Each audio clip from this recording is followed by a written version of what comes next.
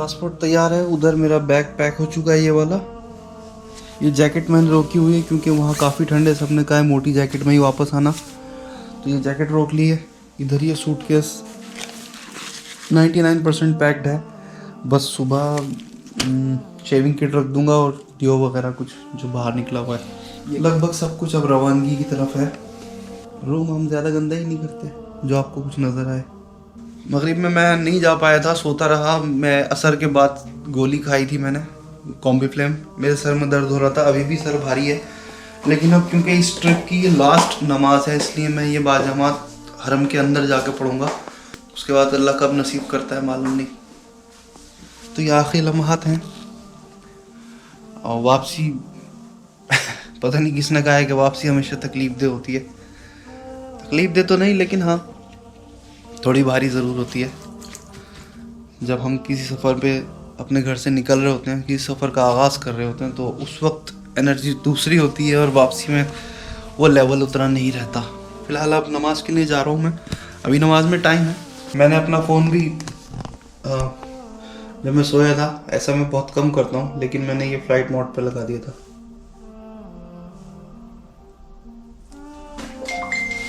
देखिए बहुत सारी नोटिफिकेशन आ गई एक साथ।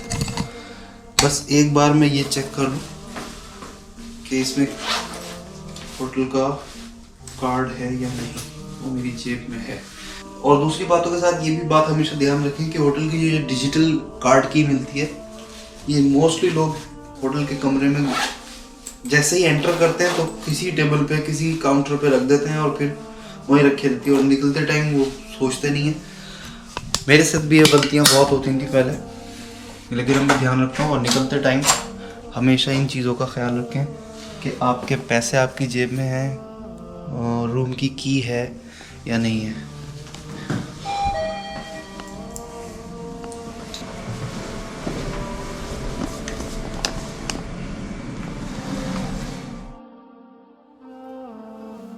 पाँच बजने में 10 मिनट रह गए हैं और 5 बजे मेरा निकलने का इरादा था। साजिद टैक्सी से बात हो गई है, वो कह रहे हैं मैं 5 मिनट में आ रहा हूँ। इन लोगों से मैंने लगेज के लिए बोला, कोई नहीं आया अब तक ऊपर, और ऑब्वियसली मुझे रुकना तो ही नहीं, फिर मैं खुद ही लेके निकल गया हूँ।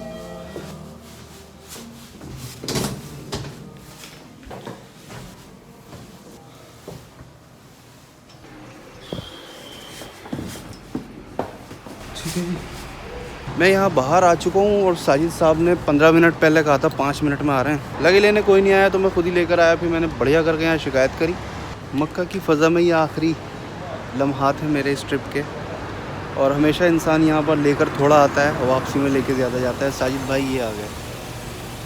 अस्सलाम वालेकुम। He is on time. मैं लगेज रख देता हूँ अंदर।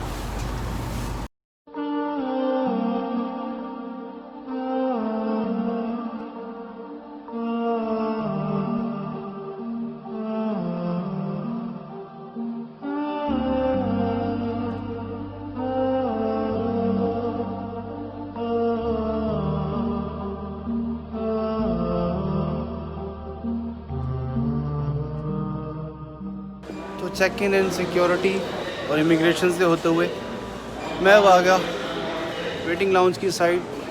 अभी गेट नहीं पता, बस ज़ोन 3 इन लोगों ने इस पर कार्ड पे लिखा हुआ है बोर्डिंग पास पे, तो ज़ोन 3 मालूम नहीं, अभी गेट अनाउंस करेंगे ये लोग। उसके बाद ही कुछ होगा। भेड़ बकरियों की तरह भरते हैं यहाँ पर ये जहाज़ में। बोर्डिंग पास पे गेट नंबर ही नहीं है क्योंकि कुछ भी सर्टेन नहीं है। कोई भी फ़्लाइट कहीं पे भी लगा देंगे, अचानक से बताएंगे। वेटिंग लाउंज पूरी तरह से स्टॉप्ड है, देखें मेरे पीछे, और सब कुछ कॉमन है जी यहाँ पे। ज़ोन 3, 4 सब यही है, बस स्क्रीन को तकते रहो, अचानक बताएंगे कहाँ जाना है। इनकी पुरानी आदतें हैं ये सब। अगर आप बिज़नेस या फर्स्ट क्लास से ट्रैवल कर रहे हैं तो ये अल-फुरसान लाउंज आपके टिकट की कीमत में शामिल होता है। यहाँ अंदर रिफ़्रेशमेंट, खाने का सामान और काफ़ी कुछ चीज़ें आराम की होती हैं। अगर आप इकोनॉमिक क्लास से ट्रैवल कर रहे हैं तो ये फैसिलिटीज़ लेने के लिए आपको एंट्री करनी होगी, और एंट्री करने के लिए आपको 126 रियाल अदा करने होंगे। यहाँ जद्दा एयरपोर्ट पे आके तो ख़ास तौर से अपना दिल्ली इंटरनेशनल एयरपोर्ट बड़ी शिद्दत से याद आता है। ज़रा यहाँ की हालत मुलाहिज़ा करें, किस कदर बुरी तरह लोग परेशान हैं। शायद किसी इंटरस्टेट बस टर्मिनल पर भी ऐसी बुरी हालत नहीं होती होगी।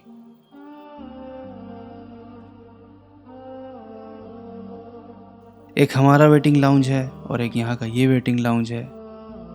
मैं एक कोने में आकर ज़मीन पर बैठ गया और मैं ही नहीं, यहाँ कई मुसाफिर अर्श पर जाने के इंतज़ार में फर्श नशीं थे।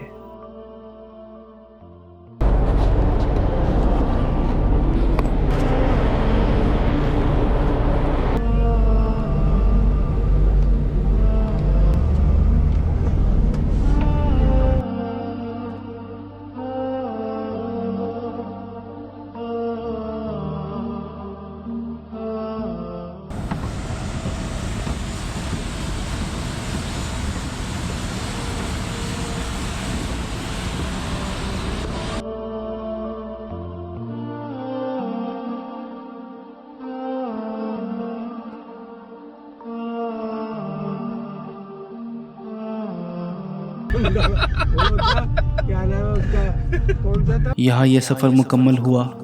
मैं अपने वतन इंडिया लौट आया। दुआ है कि रब आसानियाँ अता करे, अमन, चैन और भाईचारा हमारे मुल्क में बना रहे। दोबारा मक्का और मदीना जाने की दायमी ख्वाहिश हमेशा दुआओं में ढलती रहती है और अल्लाह नवाजता रहता है।